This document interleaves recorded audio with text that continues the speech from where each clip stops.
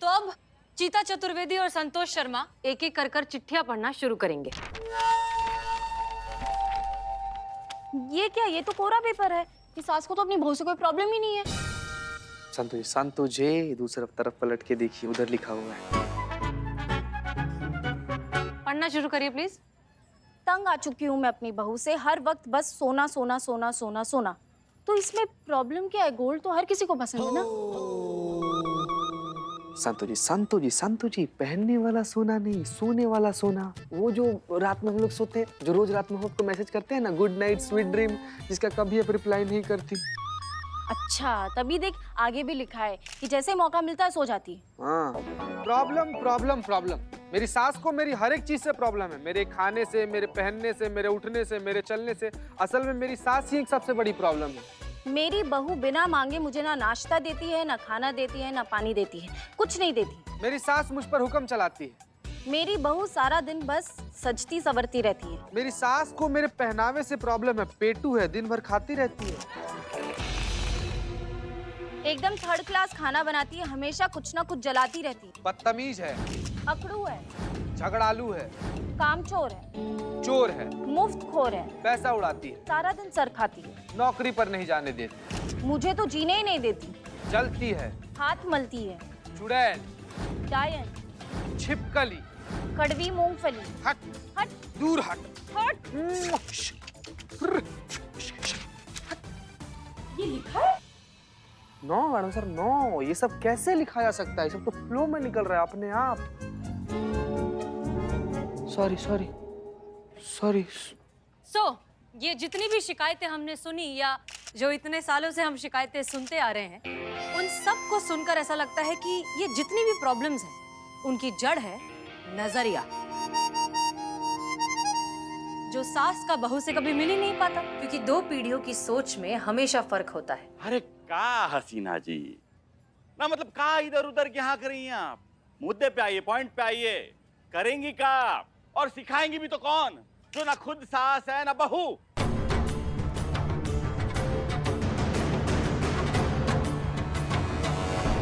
अजी हम कौन होते हैं किसी को कुछ भी सिखाने वाले? सीखना तो दुनिया में सब कुछ खुद ही पड़ता है, और ये सास बहुएं भी एक दूसरे का नजरिया अब खुद ही सीखेंगी। अच्छा, वो कैसे? अरे बैठ जाइए ना, हर जगह टांग अड़ाते हैं। मतलब हम अपनी टांग अड़ा रहे थे, बैठ जाइए। ऐसा करने के लिए हमें कोई भी एक सास बहू की जोड़ी चाहिए जो यहाँ पर आए, आमने सामने खड़ी रहे और बाकी सास बहुओं को रिप्रेजेंट करे। तो बताइए, इस काम के लिए यहाँ कौन आना चाहेगा? हम आएंगे मैडम सर, हम और करिश्मा जी।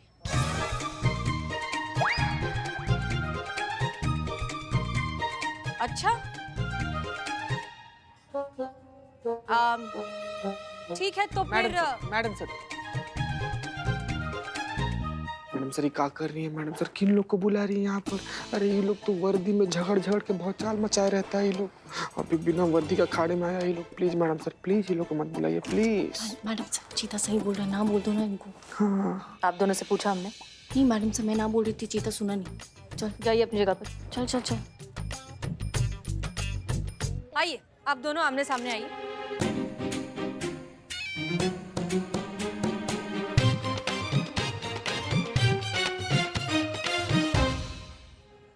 बताइए क्या करना है? वही जो आप दोनों दिन रात सुबह शाम बिना जगह देखे बिना मौका देखे करती हैं, बहस। लेकिन इस बार ये बहस थोड़ी हटके होगी, थोड़ी अलग होगी, क्योंकि इस बार आप दोनों को एक दूसरे की जगह लेकर बहस करनी है। इसका मतलब सास बनेगी बहू और बहू बनेगी सास। सारी बातें वही होंगी, सारी शिकायतें वही होंगी, सारे प्रॉब्लम्स वही होंगे, लेकिन आप बनेंगी आदर्श बहू और आप बनेंगी आदर्श सास, और फिर करेंगी बहस। तो शुरू करें? जी, करते? All the best.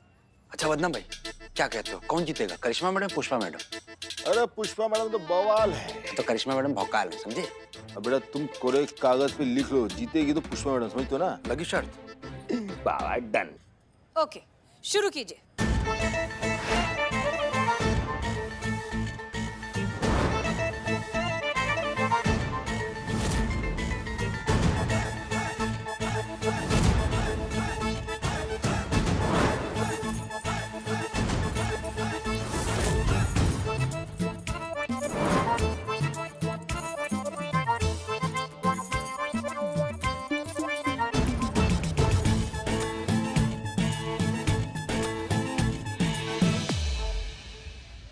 समझ नहीं पा रहे हैं हम कि हम क्या कहें और किस मुंह से तुमसे माफी मांगे बहू रानी, किस मुंह से तुमसे माफी मांगे बताओ।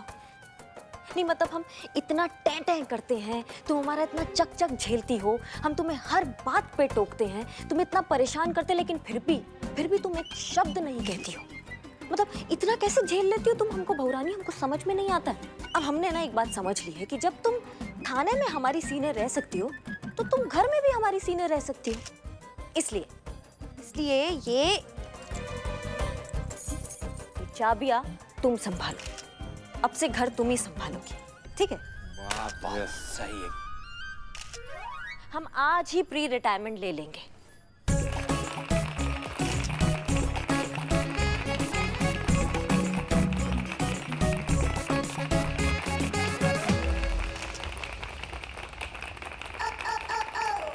अरे नहीं नहीं सासू माँ, आप ये क्या कर रही हैं? अभी आपकी उम्र ही क्या है? आपने देखा ही क्या है जिंदगी में जो आप रिटायरमेंट लेने के बारे में सोच रही है?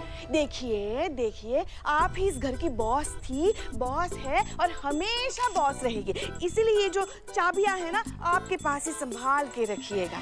हम क्या है, हमको तो कुछ नहीं आता, बस लात और गुस्से के अलावा, है ना? देखिए ना, कितनी बुरी बहू हैं हम, जो इतनी महान सास को समझ ही नहीं पाए आज तक, है ना?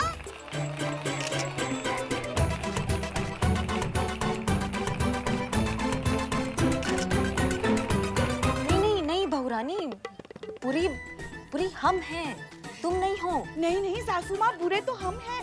देखिए ना, आज तक खाने के नाम पे जहर पकाते आए, और आप कितनी अच्छी है जो उस जहर को भी खाना मानकर खाती रही आज तक, है ना? बहू रानी, जहर ही सही लेकिन सही टाइम पे खाना तो देती हो। हमारे भरोसे रहेंगे तो पूरा खानदान भूखा मर जाएगा। बिल्कुल सही। क्योंकि क्या है ना बहू रानी, सासों को बैठ के सिर्फ हुक्म चलाना आता है। क्यों? बिल्कुल सही। ये तो आपका अधिकार है सासू माँ, क्योंकि आप बड़ी हैं, घर की मालकिन हैं। अब मालकिन हुक्म नहीं चलाएगी तो फिर कौन चलाएगा? हम। सही जा रही है पुष्पा, सही कहा। Very good very good. नहीं मतलब सारा अधिकार हमारा है, तुम्हारा कोई अधिकार नहीं है। तुम इस घर की बहू नहीं हो, तुम भी इस घर का हिस्सा नहीं हो।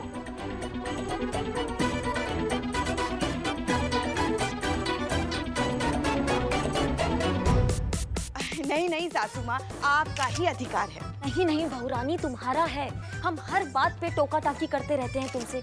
आज तक तुम्हारे एक भी फैसले का हमने सम्मान नहीं किया। नहीं मतलब हमें भी तो तुम्हारे कभी किसी एक फैसले का सम्मान करना चाहिए कि नहीं?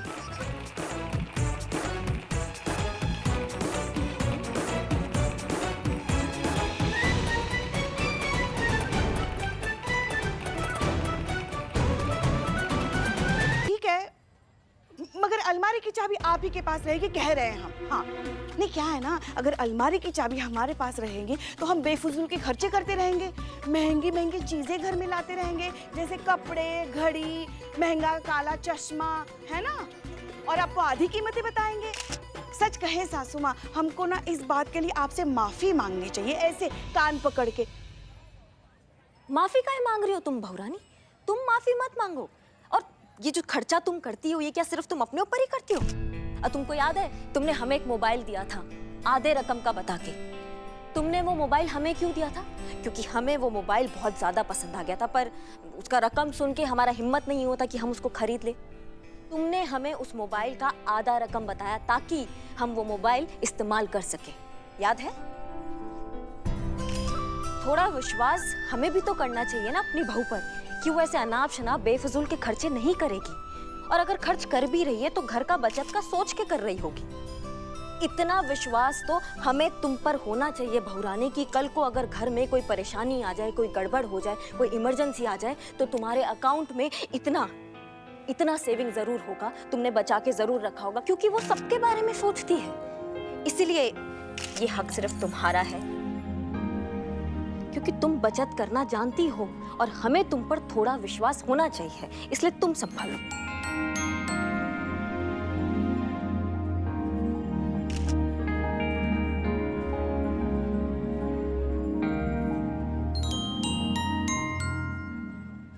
सही कह रही हैं आप।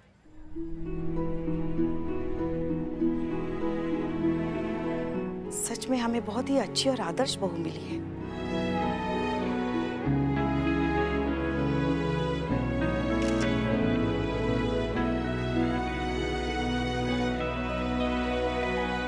मतलब आपको बहुत अच्छी और आदर्श बहू मिली है जो सबके बारे में सोचती है। तो जैसा आप चाहती हैं ये सारी चाबियां हमारे पास ही रहेंगी, क्योंकि अब ये हमारा अधिकार है।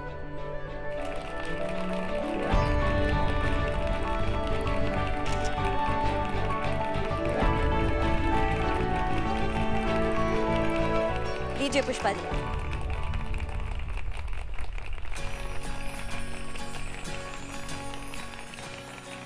क्या बात है सासू मैया, आज तो आप बिना ओवर एक्टिंग के हमारा नजरिया समझ गई। आपका नजरिया तो आपका चश्मा लगाने के बाद ही हम समझ गए थे बहू रानी, और हम ये भी समझ गए हैं कि आप बचत भी करती है और उन्हीं बचत के पैसों से ही आपने वो चश्मा खरीदा है। का ना मतलब ये का चल रहा है? जनता जनार्दन को बेवकूफ समझ के रखे हैं क्या? ना पहले से ही तैयार किया हुआ नौटंकी दिखा देंगे तो ये पब्लिक मान जाएगी आपका बात। ना बिंदु जी आप मान जाएंगे, परमिशन दे देंगे अपनी बहू को गाड़ी लेने का? अरे हरगिज नहीं। देखिए कह रही है कि हर चीज नहीं। देखिए हसीना जी आपका ये तिकड़म तो काम नहीं आया ना, अब कोनो और तिकड़म हो तो बताइए। एक मिनट बिंदु जी, आप एक बार अपनी बहू की बात समझने की कोशिश तो करिए। हाँ तो आती हूँ ना मैं अपनी बहू की जगह बहू बनकर, और इसे कहिए कि ये मेरी सास बनकर दिखाए और मुझे कन्विंस करे कि मैं कार खरीदूं। अरे मैं चैलेंज देती हूँ, दम है ना तो अपनी बात मनवा के दिखा ले।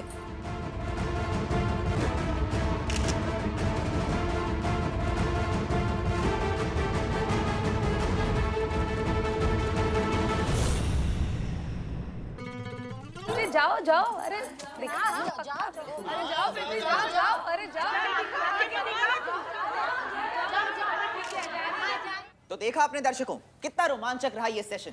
एसएचओ हसीना मलिक ने कम से कम एक सास और बहू का झगड़ा सॉल्व करके दिखा दिया, पर इस केस के ओवरऑल मामले में दिल्ली अभी दूर है। एसएचओ हसीना मलिक का असली इम्तिहान तो अब शुरू होता है इस सवाल के साथ कि क्या वो ईशा और इंदु नाम की सास और बहू का झगड़ा सॉल्व करवा पाएंगी। देखते हैं इस ब्रेक के बाद। हे भोलेनाथ, पता नहीं अब क्या होगा। बिंदु जी ने तो ठान ही लिया है वो अपनी बहू की बात नहीं मानेंगी। अगर उन्होंने बात नहीं मानी तो केस हाथ से निकल जाएगा, और अगर केस हाथ से निकल गया तो हमारे थाने की इज्जत की फजीहत हो जाएगी। पर से ये बुलबुल पांडे अलग आग में घी झोंक रहा है। मैडम सर, हमको समझ में नहीं आ रहा है अब क्या होगा। हम ये केस कैसे जीतेंगे, ये प्रतियोगिता कैसे जीतेंगे? ऐसे हम हार गए तो? नहीं करिश्मा सिंह, इस बार हम किसी भी कीमत पर हारना अफोर्ड नहीं कर सकते, क्योंकि सवाल अब सिर्फ किसी कंपटीशन या किसी केस का नहीं है। सवाल उस उम्मीद का है जो इस शहर के लोगों ने हमारे महिला पुलिस थाने से लगाई है। हम उस उम्मीद को नहीं टूटने दे सकते। तजुर्बा कहता है हमारा, नतीजा मायने नहीं रखता, कोशिश मायने रखती है। संतोष शर्मा, चीता चतुर्वेदी। मैडम सर, आप दोनों के लिए एक काम है।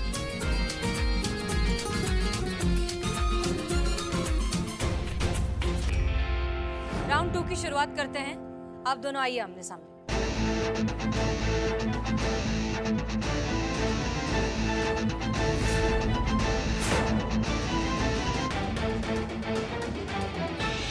अब मैं तुझे दिखाती हूँ कि आदर्श बहुएं कैसी होती हैं और अपने सास के सामने कैसे पेश आती हैं। अब तू मुझे कार खरीदवाने के लिए मना के दिखा दे। क्या फायदा, जब आपने ठान ही लिया है कि आपको मुझे समझना ही नहीं है तो हमें कुछ नहीं करना है। डर गई ना, बन जा ना सास, मना लेना मुझे कार लेने के लिए। इंदु जी, आपकी बहू को सास बनने की जरूरत ही क्या है, जब आपकी खुद की सास यहाँ मौजूद है?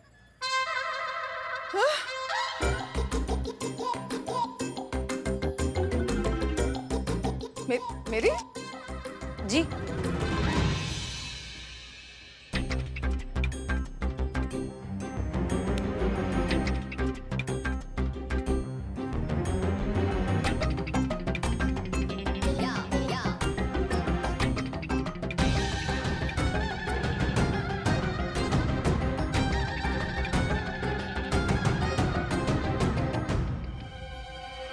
ये रही आपकी सासू माँ, श्रीमती कमला देवी।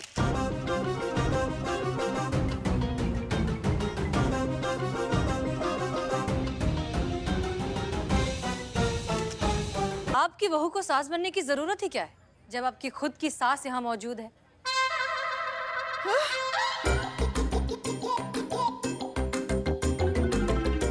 मेरी?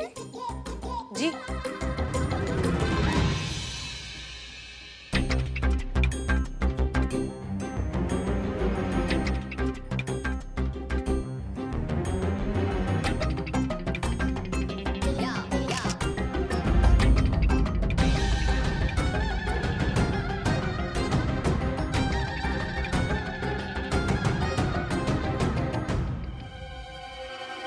ये रही आपकी सासू माँ, श्रीमती कमला देवी।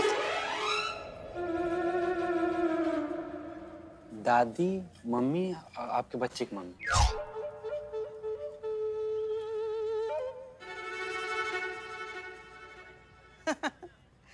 अरे बाल तो कलर करवा लिए, लेकिन अकल ठीक नहीं करवाई। पैरी पना सासू माँ की सासू माँ। खुश रहो, खुश रहो, खुश रहो। अरे सब मैं क्या सुन रही हूँ? क्या सुन रही हूँ मैं? हैं? देख, जैसी करनी वैसी भरनी। जो तूने मेरे साथ किया ना, वही तेरी बहू तेरे साथ कर रही है। जैसे तूने मेरे बेटे के पैसे खर्च करिए, तेरी बहू वैसी ही मिली है तुझे। तेरे बेटे के पैसे खर्च कर रही है वो। लेकिन वो, अरे लेकिन क्या? 5 साल पहले तूने कितना खर्च किया था, तुझे याद है? अरे तुझे पता था ना कितनी गरीबी है तेरे बाप के घर में, कैसे रहकर आई है तू वहां से? छोटी छोटी चीज के लिए तरसती थी, हैं?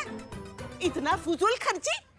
उस टाइम पे स्कूटर के लिए फुजूल खर्ची की मेरे बेटे की। अरे साइकिल चलाने में तो टांग टूट रही थी तेरी, हाँ? स्कूटर खरीदवा लिया। और बताओ क्या क्या फुजूल खर्ची की है तूने मेरे बेटे के पैसे की, खामखा की। अरे उस टाइम जरूरत थी, वो टाइम अलग था, ये टाइम अलग है। ये देखो, जमाना और था। मतलब तुम करो तो जमाना, वक्त सब अलग। और अगर तुम्हारी बहू करती है तो वो गलत करती है ना? है? आप तो समझ ही नहीं रही हैं। आपसे बात करने का कोई फायदा नहीं है, आप बिल्कुल नहीं समझेंगे। लो, समझाने की बात होती तो समझाती। कभी तूने मुझे समझाया कुछ? आप सबके बीच में कोसना बंद कीजिए ना। अच्छा नहीं लगा ना आपको? आपकी सासू माँ का इस तरह सबके सामने आपको कोसना? जो आप यहाँ अभी खड़े होकर महसूस कर रही हैं, ठीक वैसी ही कैफियत आपकी बहू हर रोज महसूस करती है। कैफियत? कैफियत संतु जी, कैफियत का मतलब वही होता है जो अभी थोड़ी देर में मैडम सर बताएंगी। किताब में भी मिल जाएगा। जो कंप्लेन आपको अपनी सास से है, वही सारी कंप्लेन्स आपकी बहू को आपसे है। अगर आप कहती हैं कि आपकी बहू ने आपको कभी समझने की कोशिश नहीं की, तो क्या आपने कभी अपनी सास को समझने की कोशिश की? कई सालों पहले जिन तकलीफों से आप गुजरी थी, उन्हीं तकलीफों से आपकी बहू आज गुजर रही है। बहन जी, आज समझ में आ रहा है, हर पीढ़ी का अपना एक तजुर्बा होता है, मगर वक्त बदलता है, लोग बदलते हैं, हालात बदलते हैं, दुनिया बदलती है, तो फिर क्यों बड़े अपने जमाने के तजुर्बे को इस जमाने की पीढ़ी पर थोपना चाहते हैं? वो था, वो हो गया, अब ये है जिसका हमें भी कोई तजुर्बा नहीं है, फिर किस बुनियाद पर हम उन्हें समझाना चाहते हैं? तो बेहतर ये नहीं होगा कि उनको उनकी लाइफ के साथ जीने दिया जाए, उनको हक दिया जाए कि वो अपने लाइफ के फैसले खुद ले सके। नहीं मतलब उनको भी गलतियां करने दीजिए। अगर गिरेंगी तो अपने आप को संभाल लेंगी, अगर डूबेंगी तो तैरना सीख जाएंगी, और अगर भूख लगेगी तो रोटी का कीमत भी समझ ही जाएंगी वो। तो उनको जीने दीजिए। तो वक्त आ गया है इस बात को समझने का कि नई जनरेशन को सिखाना जितना जरूरी है, उतना ही जरूरी है उनसे सीखना। सास और बहू का रिश्ता एक गिव एंड टेक की तरह होना चाहिए, एक दूसरे को ओवर पावर करने का नहीं। इसलिए आप लोग कोशिश करिए इस जिंदगी की मुश्किलों को एक साथ मिलकर दोस्त की तरह निपटाइए।